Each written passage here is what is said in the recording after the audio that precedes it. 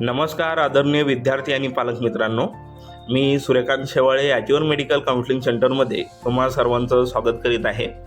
विद्यार्थी मित्रांनो, NTAनं 27 मे 2026 या दिवशी त्या ठिकाणी एक नोटीस जारी केलेली आहे आणि या नोटीसमध्ये त्यांनी बँक डिटेल भरण्याची जी काही डेट आहे ती त्यांनी काय केलेली आहे, एक्सटेंड केलेली आहे।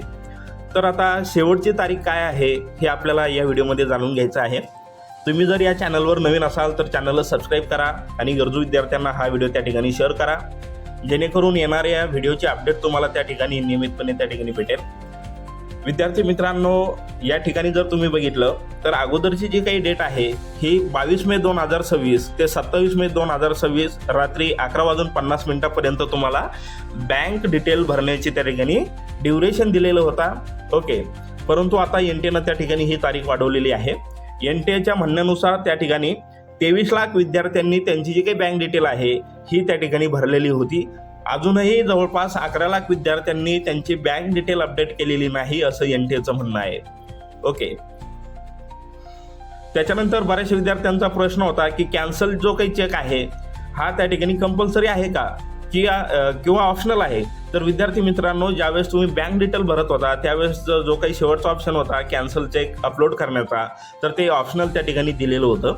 आणि हा कॅन्सल चेक मागण्याचं कारण म्हणजे तुमची जे काही बँक अकाउंट इन्फॉर्मेशन आहे ती ॲक्युरेट आहे का हे चेक करण्यासाठी त्या ठिकाणी कुठंतरी कॅन्सल चेक मागवलेला होता, परंतु हा ऑप्शनल त्या ठिकाणी पॉईंट आहे। त्यामुळं जर तुमच्याकडे असेल तर तुम्ही त्या ठिकाणी कॅन्सल चेक त्या ठिकाणी अपलोड करू शकता किंवा नाही केला तरीसुद्धा त्या ठिकाणी चालेल, कारण ते ऑप्शनल त्या ठिकाणी दिलेलं आहे।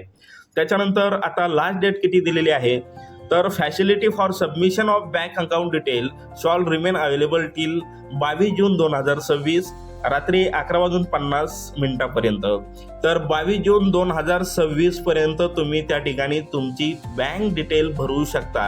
म्हणजे नीट एक्झामच्या दुसऱ्या दिवशीपर्यंत बँक अकाउंट डिटेल भरण्याची मुभा त्या ठिकाणी NTAनं दिलेली आहे आणि याचा जो काही परिणाम आहे हा तुमच्या फीस रिफंडवर 100% होणार आहे।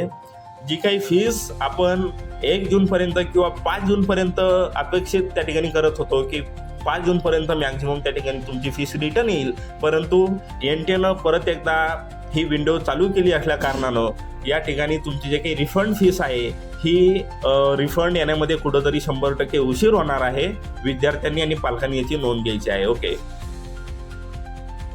तर विद्यार्थी मित्रांनो, नियमित अपडेटसाठी आमच्या YouTube चॅनलला सबस्क्राईब करा, गरजू विद्यार्थ्यांना व्हिडिओ शेअर करा आणि भेटूया आपण अशाच नवीन एक माहितीपूर्ण व्हिडिओमध्ये। या ठिकाणी आपण थांबूया। धन्यवाद।